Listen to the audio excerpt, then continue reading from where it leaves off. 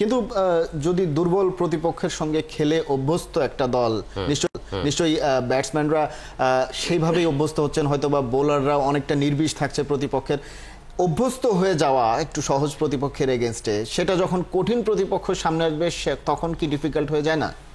দেখুন, সবকিছুই নির্ভর করে আপনার মোমেন্টাম কেমন আছে। মোমেন্টাম মানে আপনি কোন পেসে রয়েছেন, কোন ছন্দে রয়েছেন এবং আপনার মানসিক অবস্থা কোথায় রয়েছে। আপনার 2006 থেকে 2007 ওয়ানডে বিশ্বকাপের আগে বাংলাদেশ প্রচুর ম্যাচ খেলেছিল হাবিবুল বাশারের নেতৃত্বে। সেই ম্যাচগুলো কার সঙ্গে খেলেছিলেন? আপনি কেনিয়া, হংকং না কেনিয়া, তারপরে ওখানে বারমুডা, তারপরে রয়েছে আপনার জিম্বাবুয়ে। এইসব দলের বিপক্ষে হোম অ্যান্ড অ্যাওয়ে তা এরকম অনেক ম্যাচ খেলে। এই ম্যাচ খেলার ফলে যেটা বাংলাদেশের ব্যাপক লাভ হয়েছিল সেটা হলো একটা ছন্দ ছিল, এবং এই ছন্দটা নিয়ে গিয়ে ওখানে যে প্রস্তুতি ম্যাচ হয়েছিল ইতে গিয়ে দক্ষিণ আফ্রিকার বিপক্ষে, সেখানে কিন্তু জিতেছিল বাংলাদেশ। পরবর্তীতে দেখবেন ওই বিশ্বকাপ বাংলাদেশ অসম ক্রিকেট খেলেছিল, সুপার 8 খেলেছিল, সাউথ আফ্রিকা হারিয়েছিল, তো প্রথম ম্যাচে ইন্ডিয়াকে হারিয়েছিল।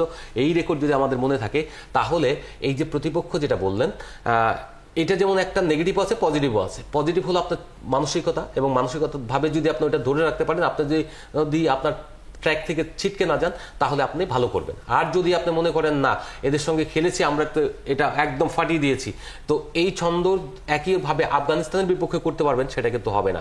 বাংলাদেশের সবচেয়ে বড় দুর্বলতা যে এখানে যেটা পরিলক্ষিত হয়েছে আপনি নেদারল্যান্ডসের বিপক্ষে, সেটা হচ্ছে যে আপনার ব্যাটিং কিন্তু প্রপার প্র্যাকটিস হয়নি।